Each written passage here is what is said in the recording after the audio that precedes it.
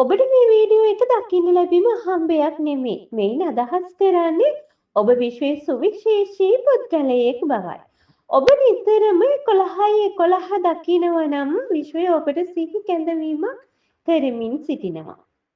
ඔබ සූදානම් විය යුතුයි. මොකද 11 වෙනි මාසේ 11 වෙනිදා කියන්නේ සාමාන්‍ය දවසක් නෙවෙයි. ඒ වසරකට වරක් විවෘත වන විශ්වයේ බලවත්ම දොරටුවයි. ව්‍යාපාරිකයින් සහ සාර්ථක පුද්ගලයන් මේ දවසේ රහස දන්නවා. ඔවුන්ගේ ජීවිත ධනවත් කරගන්න ඔවුන් මේ බලය පාවිච්චි කළා. එහෙනම් මේ වසරේ ඔබට ලැබෙන මේ ධන නිධානය මගහැර ගන්න එපා. සංඛ්‍යා ශාස්ත්‍රයට අනුව එක යනු ආරම්භය, නායකත්වය සහ ජයග්‍රහණය නියෝජනය කරන අංකයි. මේ එකේ ඒවා හතරකින් සමන්විත වන 11 ඔබගේ ජීවිතයේ ඕනෑම නව ආරම්භයකට තියෙන සුබම මොහොතයි. ඒ බලය පාවිච්චි කරන්නේ මෙහෙමයි. විශ්වයේ දොරටු විවෘත වන මේ ප්‍රබල දිනයේදී ඔබ කළ යුතු ප්‍රධානම කාර්යයන් දෙකක් තියෙනවා. එකක් තමයි ඔබට අවශ්‍ය දේ විශ්වයෙන් පැහැදිලිවම ඉල්ලන්න. ඔබට අවශ්‍ය ඕනෑම දෙයක් ලැබෙන්නේ ඔබ ඉල්ලුවොත් පමණයි. විශ්වයේ ඉල්ලීම් නොකරන කෙනාට කිසිවක් ලබා දෙන්නේ නැහැ. ඔබේ අනාගතය, ඔබේ සිහින, ධනය සහ ඔබට අවශ්‍ය සාර්ථකත්වය ගැන පැහැදිලිව ස්ථීරව විශ්වයෙන් ඉල්ලන්න. ඒ ඉල්ලීම් විශ්ව වෙත ඉදිරිපත් කරන සුබම මොහොත මේකයි. දෙවන කාර්යය වන්නේ ඔබ විශ්වයට සුදුසු පුද්ගලයෙක් බව තහවුරු කිරීමයි. විශ්වයේ බලය ඔබට ලබා දෙන්නේ යහපත් පුද්ගලයන්ට පමණයි. මේ නිසා මේ දිනය ඔබ අභ්‍යන්තරයෙන්ම පිරිසිදු විය යුතුයි. ඔබේ නරක ඉවත් කරන්න. ඔබේ හිතේ ඇති ඊර්ෂ්‍යාව, වෛරය සහ සියලුම නරක සිතුවිලි ඉවත් කරන්න. ඔබ සිදු කළ වැරදි වෙනුවෙන් විශ්වයෙන් සමාව ඉල්ලන්න. ඔබට වරදක් කළ පුද්ගලයන්ට සමාව දෙන්න. ඔබ අනෙක් අයට සමාව දෙන විට ඔබ යහපත් කෙනෙක් බව විශ්වයට ප්‍රචාරණය වෙනවා. එමගින් ඔබට ලැබෙන ප්‍රතිඵල ප්‍රබල ශක්තිය තවත් 10 ගුණයකින් වැඩි වෙනවා. මතක තබා ගන්න. අභ්‍යන්තරයේ පිරිසුදු නම් විශ්ව ශක්තිය ඔබට කිසිදු බාධාවකින් තොරව ගලා එනු ඇත. මේ අවස්ථාව වසරකට වරක් පමණ ඔබට ලැබෙන දෙයක්. ඔබ මේ ප්‍රබල දවස මගහැරව ගත්තොත් ඔබගේ සිහින සැබෑ කරගන්න තවත් වසරක් බලා සිටින්නට සිදු වෙනවා.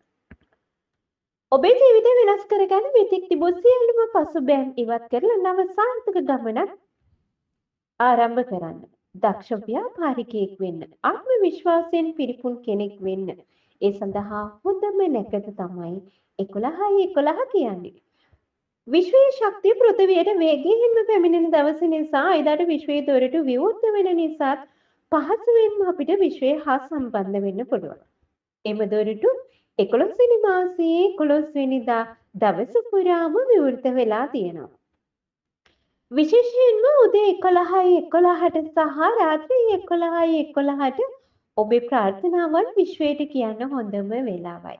එහෙමත් නැත්නම් ඔබට විශ්වයට ඔබේ ප්‍රාර්ථනාව මේ වෙලාවේදී ලියන්නත් පුළුවන්. ඔබට සුදු කඩදාසියක් රැගෙන එහි ඔබගේ ප්‍රාර්ථනාව වර්තමාන කාලයේ, ඒ කියන්නේ ඔබට දැනටමත් සිදු වෙලා තියෙනවා වගේ ප්‍රාර්ථනාවක් හෝ ප්‍රාර්ථනා කිහිපයක් 11 වතාවක් ලියන්න පුළුවන්. ඔයා හිතන්නකෝ ඔයාට අලුත් රැකියාවක්, විභාගයක් හෝ යම්කිසි මුදලක්, ආදරයක් ලබා ගැනීමට අවශ්‍යයි කියලා. එහෙනම් ඔබ මේ විදිහට ලියන්න. මම බලාපොරොත්තු වුණ රැකියාව මට ලැබුණා. විශ්වයට ගොඩාක් ස්තුතියි. මගේ සිහින නිවහන මට හදාගන්න ලැබුණා. විශ්වයට ගොඩාක් ස්තුතියි. ඒ වගේම ඔයාගේ ප්‍රාර්ථනාව වර්තමාන කාලයෙන් ලියන්න. ඔයා ප්‍රාර්ථනා කරන ආදරය, ඔයා ප්‍රාර්ථනා කරන මුදල්, ඔයා ප්‍රාර්ථනා කරන ඔයාගේ හැම හීනයක්ම මේ විදිහට ලියන්න පුළුවන්. එක ප්‍රාර්ථනාවක් 11 වතාවක් ලියන්න. ඊට වඩා ඔයා ප්‍රාර්ථනා ලියනවා නම් එම හැම ප්‍රාර්ථනාවක්ම 11 වතාවක් ලියන්න. ඊට පස්සේ ඔයාට පුළුවන් විශ්වයට ස්තුති කරන්න. මොකද ස්තුතිවන්ත වීම බොහොම වැදගත්.